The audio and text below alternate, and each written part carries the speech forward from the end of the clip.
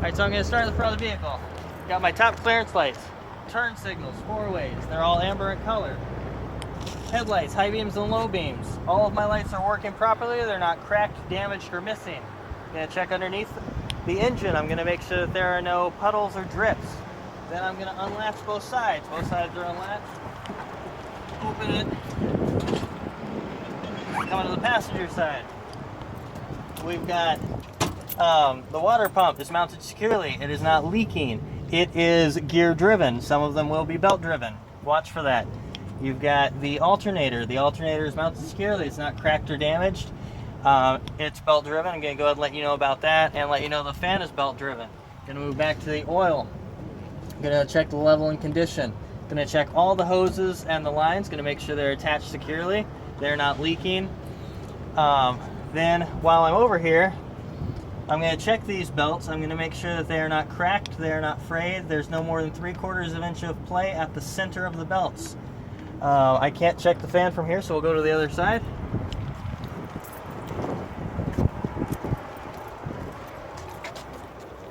AC compressor, power steering, they're both attached to belts also, so is that fan that I told you about. Going to check those too, make sure they're not cracked, frayed, no more than 3/4 inch of play at the center. At this point, in my mind, the coolant is up here. Here's the coolant. But it's actually over there. But up here is where I have it in my mind. I'm going to make sure that it's mounted securely. It's not cracked, not leaking. The level's good and the condition is good. Going to come down here to the power steering reservoir. Going to make sure that the hoses are attached securely. They're not leaking. Proper level and condition. Then I'm going to move to my air compressor. The air compressor is always gear driven. It is not leaking. It's not cracked. Then we're going to move to the steering gearbox. The steering gearbox is mounted securely. It is not cracked, damaged, or leaking. The pitman arm, drag link, steering knuckle. So pitman arm, drag link, steering knuckle. They are not bent, they are not cracked, and they are not loose. The castle nuts here, and there's actually a third one here, are all tight. And they are not missing. They're cotter pins. Then we're going to move to the spring mounts. We're going to check front and rear. Make sure they're mounted securely. They're not cracked or damaged. The leaf springs, they are mounted securely front and rear. They are not cracked, damaged, or shifted. The U-bolts, they are secure. They are not cracked or damaged. Shock absorbers mounted securely top and bottom. They are not bent, dented, or leaking. Then we're moving to the hose. The hose is not cracked, frayed, or leaking. It is mounted securely. Chamber mounted securely, not dented, not leaking. Slack adjuster and push rod. Slack adjuster and push rod, no loose or missing parts. Not broken. No more than 1 inch of free play at the push rod when the brakes are released. Important parts to know are the clevis pin and cotter pin. They could ask what missing parts there could be. Those would be the missing parts. We'll move on to the drum. The drum is attached securely, mounted securely. There are no missing bolts. It's not cracked or damaged. It is not leaking from the inner or outer oil seal. The linings are not cracked or damaged. There's no missing bolts. They're mounted securely, and they're not worn dangerously thin. Moving to the tires have even tread wear, minimum of 4/32. There can be more, but no less than 4/32 of an inch. You have to say inch. There are no cuts or bulges, properly inflated, even tread wear. Moving on to the rims. The rims, they are not bent, cracked, or welded. Lug nuts are not missing. They are tight. They are not cracked. There are no shiny threads, no rust trails. Inner and outer hub oil seals not leaking. If there's a sight glass present, they're at the proper level and condition. Moving on, at this point you would shut the hood.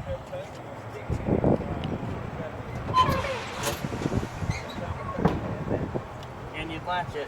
Moving on to the door. Door opens and closes securely. The hinges hold the door securely. The seal is in good condition. Steps are attached securely. They are free of debris. Mirror is mounted securely. It is not cracked, broken, damaged. It is free of obstruction. Fuel tank is attached securely at the straps. It is not damaged, it is not leaking, and the cap is secure. Reflective tape would be here. It is in good condition, it's clean. The light, side marker light, it's working properly. It's not missing, cracked, or damaged. It is the correct color of amber. Moving on to the hose line, air lines. The air lines are attached securely at both ends. They are not cracked, cut, or leaking. Electrical line attached correctly at both, or securely at both ends. Not cut, cracked, or bare wires. Catwalk and steps are attached securely and free of obstruction. Drive shaft is mounted securely. It is not bent or twisted. Exhaust you want to check from the front of the engine to the muffler. You want to make sure it's mounted securely. There are no holes or leaks. Let's see, frame, you want to make sure that you check from the front of the tractor to the rear. You want to make sure that there are no weld repairs, no bent bends. It is not cracked or damaged. Then we move on to the lights and reflectors on the back of the tractor. The lights are working properly. They are right up here. They are clean, they're in good condition, they are not missing, cracked, or damaged. They're the correct color of clear. The reflectors are in good condition, they're not missing, and they are clean. Then we're going to move on to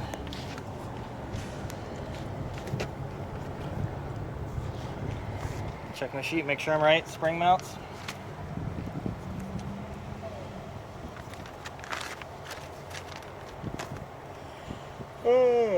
Yep, here we go. Okay. Spring mounts, leaf springs, U-bolts, shock absorber, the torque rod. You're going to make sure the torque rod is not cracked, broken, or sorry, cracked, damaged, and it is securely mounted. Then we're going to come back here. Airbag is securely mounted top and bottom. It is not damaged or leaking. Then we come back to the front. We're going to point out the slack adjuster, the push rod, the chamber, the brake lines and hoses, the drums, the linings, inner and outer axle seal. Let's see, I think I've got everything from there now. So now we move on to the tires. The tires are in good condition. They have a minimum tread depth of 2/32 of an inch. You can have more, but it has to have at least 2/32 of an inch. Evenly spaced. No debris in between the tires. No cuts, no bulges. Even tread wear if I didn't say that. Then we move on to rims, lug nuts, hub oil seals, inner and outer. At that point I come to the front of the trailer. Front of the trailer has no holes, no missing rivets. The reflective tape is in good condition. The lights work properly. They are the correct color of amber. They are not missing, cracked, or broken. They are working properly. Then we come to the coupling system.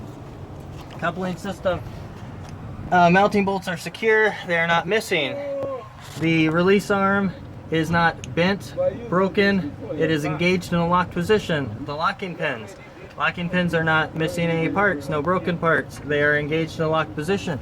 Airline, if equipped, is mounted securely. It is not cut, cracked, or leaking air. Then we move to the platform. The platform is not cracked or damaged. It is mounted securely to the skid plate. The skid plate, it is mounted securely. It tilts freely and it is greased properly. The kingpin is not bent or cracked. The apron is not bent or damaged.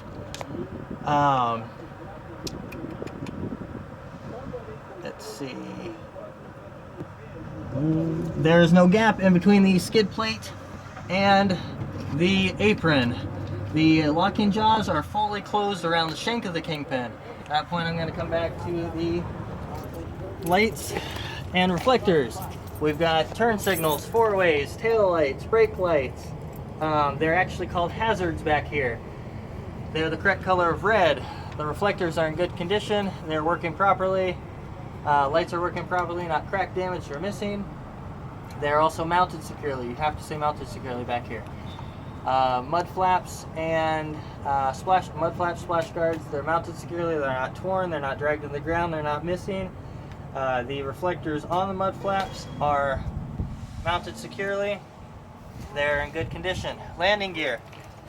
The landing gear is raised fully. The handle is secure. The landing gear itself is mounted securely. It is not cracked or damaged. Side rails and cross members. Side rails and cross members are not damaged. Reflector tape and side marker lights. Reflector tape is in good, clean condition. Side marker light is the correct color of amber. It's working properly. It's not cracked, damaged, or missing. Tandem release. The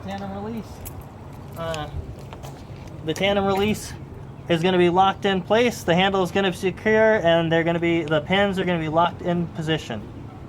Locked in place. I would now check the defects on this axle the same way I checked the defects on the axle before.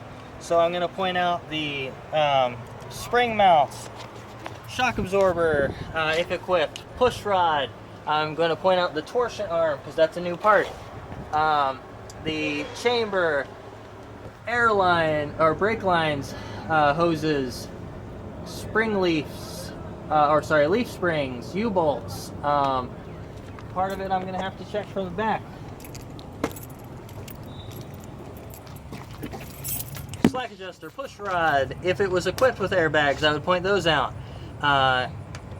Drums, linings, inner and outer axle seals. Then go to tires. I've got to say everything about the tires. No, it's in good condition. No cuts, no bulges. Minimum of 2 30-seconds of tread depth. I can have better than that, but I have to have at least 2 30-seconds of tread depth at those tires. Even tread, evenly spaced in between, no debris, properly inflated. Lug nuts, rims, inner and outer hub oil seals. Then I get to move on to the doors. At the doors are securely mounted. They are latched securely. The hinges are secure, in good condition, no missing nuts or bolts. There would be door ties here. The door ties are mounted securely. They're working properly. If it had a roll-up door, there would be no panels missing. It would be latched securely. It would not be missing any bolts, any rivets. The cables, it would have a cable on either side. They would not be missing. They'd be working properly. Then I would move on to the mud flaps and splash guards. They're mounted securely. They're not torn. They're not dragging the ground. They're in good condition. They're not missing. Reflective tape on them is in good condition. Then across the back, I'm looking at the tail lights, brake lights, turn signals, four-ways. They're the proper color of red. They're all working properly. They're not cut, cracked, missing. I'm sorry, they're not damaged, cracked, missing. The reflective tape would be in good condition and clean. At this point, I would check the passenger side the same way I check the driver's side, and now we can get in. That was 13, 14 minutes right here, bro. Shit, you only got That's pretty good. It's good.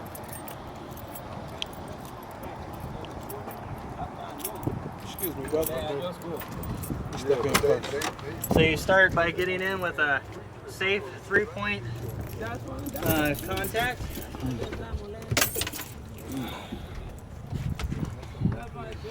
Now we go a little bit off of the sheet right now. So we immediately start with making sure that the seatbelt is mounted securely. It latches securely. It is not torn or ripped. Then at that point we're going to do a safe start. So we make sure that the brakes are engaged. We're going to push in the clutch. We're going to make sure that the shifter is in neutral. We're going to start the truck. The truck's now running. We're going to make sure that we have 3 red reflective triangles mounted securely. We have a fire extinguisher mounted securely with a rating a minimum rating of 10 BC. It is fully charged. It is mounted securely. We have spare fuses. At this point, we're going to go ahead and check the gauges. We're going to make sure that the temperature gauge is working properly. It is between 170 and 210 degrees. Oil pressure, we're going to make sure the oil pressure gauge is working properly. It is approximately 40 psi, and the low oil warning light has gone out. Then we're going to move on to the volts. We're going to make sure the volts are between 12 and 14 volts and that the gauge is working properly. The air, we're going to make sure the gauge is working properly and that we have between 120 and 140 psi. We're going to move to our turn signals, our four-ways. We're going to make sure they work. Turn signals work, four-ways work. We're going to check the high beam indicator light comes on. We're going to make sure the ABS light goes out, comes on and goes out. At that point, we're going to check our horn. City horn, beep beep, air horn, honk honk. Heater, we're going to make sure that the heater works, the defrost works. We're going to check below and up above. Once we've done that, we're going to check the window. We're going to make sure it's clean, it's free of obstruction, it is not cracked or broken. The windshield wipers work properly. They are mounted securely at the arm. The sprayer works properly, and the blade is not torn, broken, or missing. At that point, we're going to check the driver and passenger door mirrors. We're going to make sure that they are clean, they are free of obstruction, and they are positioned correctly, accurately. At that point, we are at the trailer and tractor brakes. We're going to check those. To check those, I'm going to put the truck into first gear. So first gear, we're going to pretend it's in. I'm going to push in on my yellow valve.